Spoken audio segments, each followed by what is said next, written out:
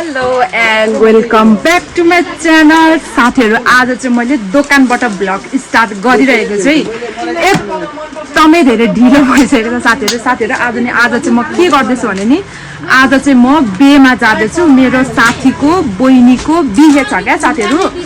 मलाई चाहिँ पर्खिराख्नु भएको छ अरे, तर म चाहिँ अहिलेसम्म हिँडेको छुइनँ। अनि म चाहिँ बुके पर्खिरहेको छु। अनि मेरो चाहिँ यहाँ बुके बनाइदिँदै हुनुहुन्छ बहिनीले होइन साथीहरू।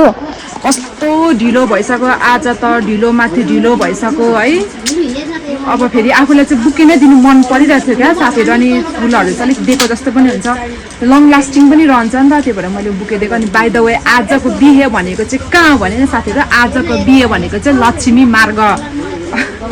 अनि हेर्नु साथीहरू यस्तो छ मेरो, मैले यस्तो कुर्ता सुरुवाल लगाएको छु। अब यस्तो कुर्ता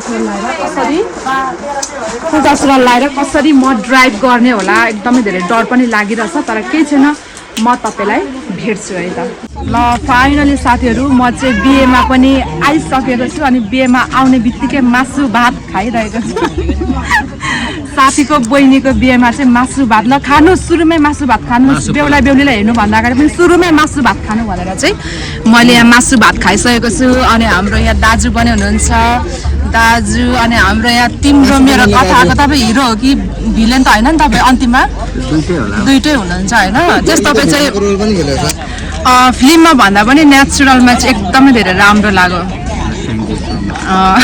एउटा कुरा भन्नु आँटेको क्या साथीहरू, यो मासु भातहरू चाहिँ सबै उहाँले बनाउनु भएको अरे क्या।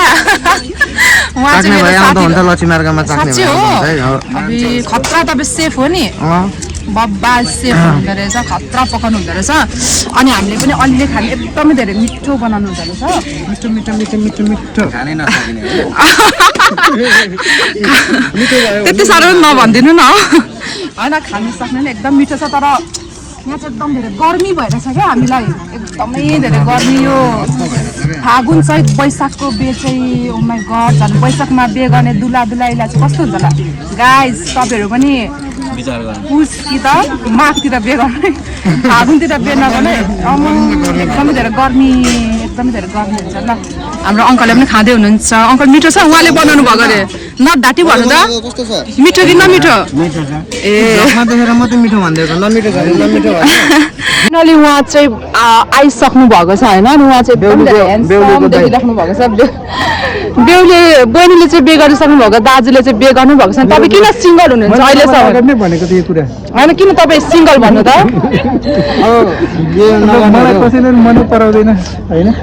त्यस्तो उहाँले ढाँटिसक्नु भएको छ। तपाईँको एक्स कति रहेछ भनिदिनु।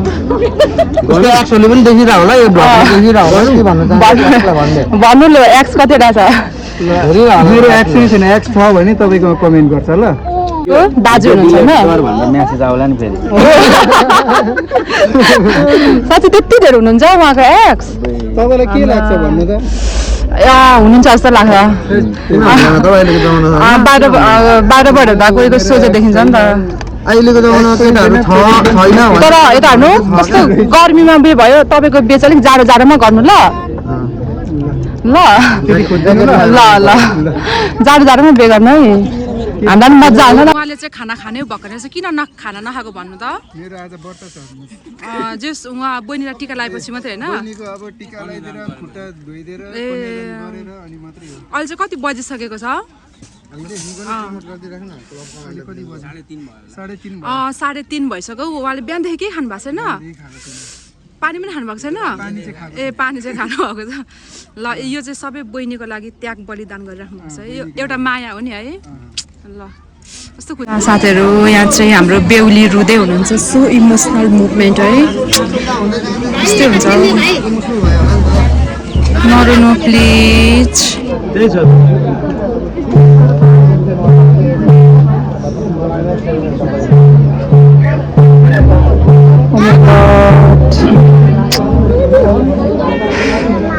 हाम्रो छोरी मान्छेको कर्म चाहिँ के हो भन्नु त?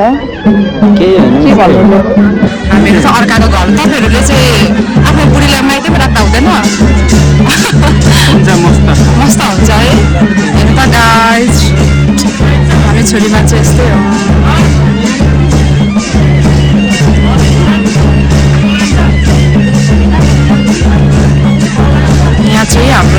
ज्वाइँले बहिनीलाई गर्दै हुनुहुन्छ यता हेर्नु ज्वाइँ साँच्चै एकदमै धेरै ह्यान्डसम हुनुहुँदो रहेछ है एकदम ह्यान्डसम हुनुहुँदो रहेछ भर्खर जोडी चाहिँ ओभर मिलेको रहेछ साथीहरू जोडी चाहिँ बब्बाल मिलेको छ राम्रो हुनुहुँदो रहेछ बहिनी पनि है क्युट हुनुहुँदो रहेछ होइन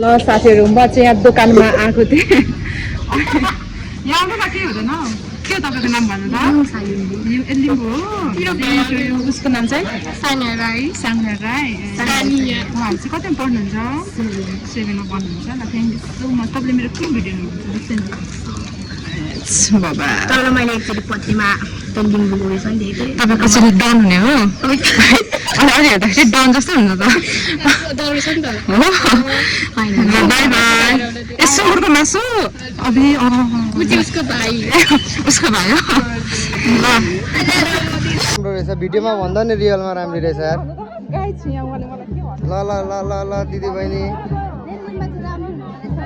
भिडियोमा भन्दा रियलमा राम्रो छ नि त दिदी